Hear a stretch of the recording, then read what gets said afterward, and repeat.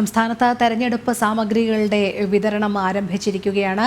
എറണാകുളം മഹാരാജാസ് കോളേജിന് മുൻപിൽ നിന്നും രേഷ്മ ബാബു ചേരുന്നുണ്ട്. രേഷ്മ, ഇനി വിവിധ പോളിംഗ് ബൂത്തുകളിലേക്ക് സാമഗ്രികൾ എത്തിക്കേണ്ട തിരക്കിലാണ്. നമുക്ക് എറണാകുളത്തേക്ക് എത്താം. അതിനു മുൻപ് തിരുവനന്തപുരത്തെ വിശേഷങ്ങൾ കൂടി അറിയാം. തിരുവനന്തപുരം പട്ടം സെന്റ് മേരീസ് സ്കൂളിന് മുൻപിൽ നിന്നും ചന്തു ചേരുകയാണ്. ചന്തു, നേരത്തെ നമ്മൾ കണ്ടതാണ് വരണാധികാരി വിലയിരുത്തൽ നടത്തിയതിന് ശേഷം മാധ്യമങ്ങളോട് പ്രതികരിച്ചത്. എന്തായാലും ഒരുക്കങ്ങളൊക്കെ സജ്ജമാകുന്ന കാഴ്ച തന്നെയാണ് കാണാൻ സാധിക്കുന്നത്. ഏറ്റവും പുതിയ വിവരങ്ങൾ. തിരുവനന്തപുരം ജില്ലയിലെ ലോക്സഭാ തെരഞ്ഞെടുപ്പിന് വേണ്ടിയിട്ടുള്ള ഒരുക്കങ്ങൾ പൂർത്തിയായതാണ് അല്പസമയം മുൻപ് ജില്ലാ കളക്ടർ അറിയിച്ചത്.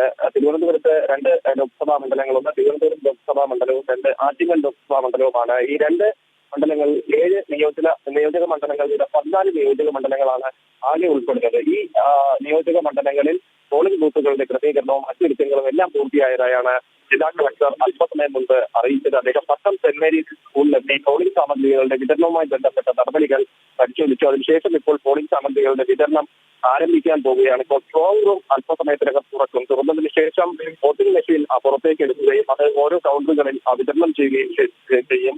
അതിനുശേഷം മഷി ഉൾപ്പെടെയുള്ള മറ്റ് സാമഗ്രികളും ഈ കൗണ്ടറുകളിലേക്ക് എത്തിക്കും.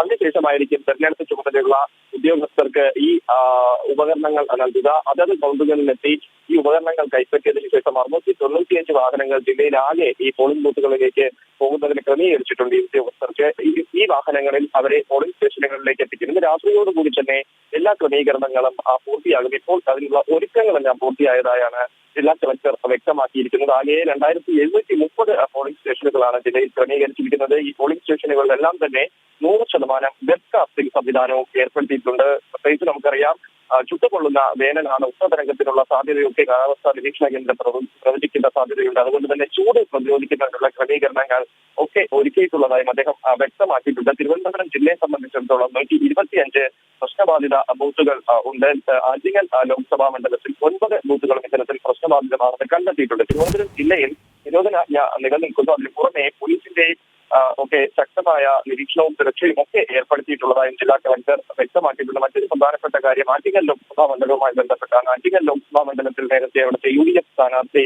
അടൂർ പ്രകാശ് ഒരു ആരോപണം ഉന്നയിച്ചിരുന്നു. ആറ്റിങ്ങലിൽ ഇരട്ട വോട്ടുകൾ ഉണ്ടെന്ന ആരോപണമായിരുന്നു അദ്ദേഹം ഉന്നയിച്ചത്. അതിനെ ഇപ്പോൾ ജില്ലാ കളക്ടർ ജില്ലാ ഭരണാധികാരിക്ക് തള്ളിയ ഒരു സാഹചര്യവും കൂടിയുണ്ട്. എന്തായാലും ഒരുക്കങ്ങളെല്ലാം പൂർത്തിയായതായാണ് ജില്ലാ കളക്ടർ വ്യക്തമാക്കിയത്. ശരി, ചന്തുവാണ് വിവരങ്ങൾ നൽകിയത്.